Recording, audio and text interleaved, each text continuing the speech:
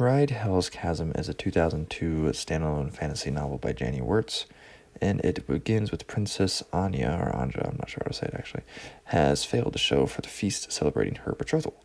The captain of the garrison in the lower parts of the citadel, which is the capital of Sicily, Mikhail is this captain's name, is tired but alert for his vigil during the festivities.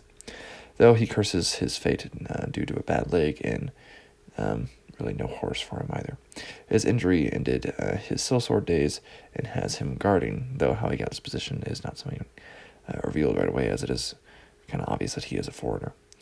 Anya, again, Princess of Sicily, is set to marry the heir apparent of the larger sea power of Deval, but she is missing. And that's the premise. And it's pretty quick going about this, but does have a warming build-up rather than starting in medias res. Besides the captain of the watch, Mikhail, we have Taskin, commander of the palace guard. So kind of two similar positions, but not quite the same, as Taskin has a higher rank.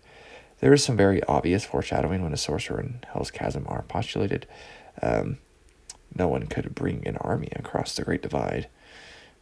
So what else is going on?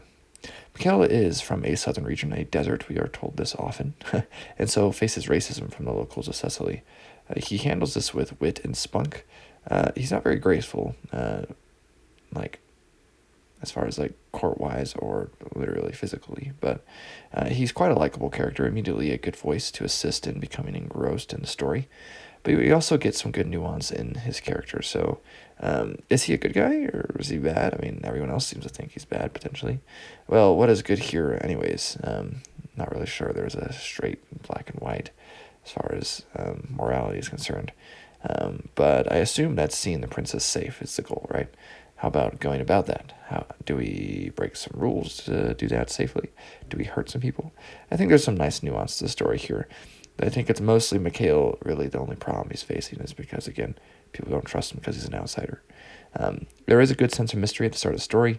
Also, we quickly learn that magic in general is treated as sorcery and is evil. And while our main character is an outsider and bears a passing semblance to, say, like Witch Shall Be Born by Robert E. Howard, otherwise doesn't really hit the trademarks of sword and sorcery. Even though sorcery, evil, outside character, blah, blah, blah, right? It really is epic fantasy. And it does really make the sorcery gruesome, and which I did appreciate, and it was really well done. I'm not sure how these, I don't know, it makes dying to sorcery terrible, essentially, that you're pretty much doomed to hell. So that doesn't really make much sense to me. I mean, how can one be snatched from whatever afterlife is believed in just by dying to sorcery?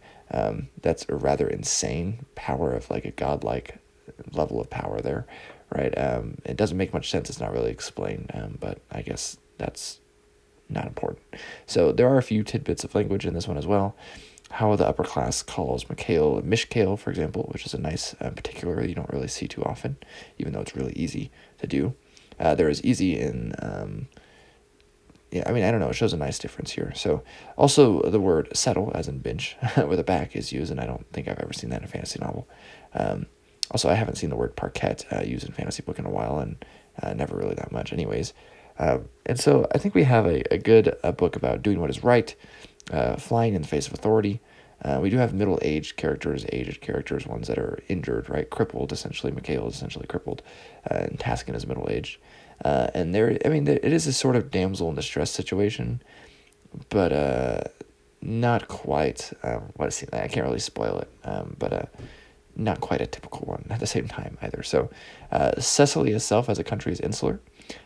Sorcery is only heard of there. The king is prone to periods of witlessness, which is not helping in this crisis, and I was surprised how much time was spent in the capital and the citadel itself.